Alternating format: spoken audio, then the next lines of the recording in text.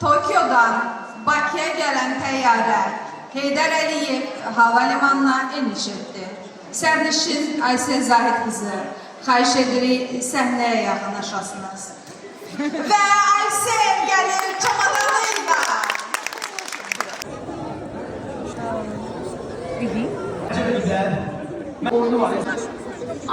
Bu şəxsiyyət vəsiyyəti də sağlam olmalıdır. Məsələn, Çok sağ olun. Sizden tamamlanmalı buyurun. Teşekkür. Növbəti diplom gözləyir sizdən. Növbəti diplom məndən gəlsin. Ay sağ ol, ay simli. Növbəti zəh. Ay Allah. Uşaqlar, yürüyün. It's no problem, it's great. Kim burada səyahəti sevir? Biz yeni mədəniyyətlər görürük. Hamı da cavab verdi, hamı. Bravo dostlar.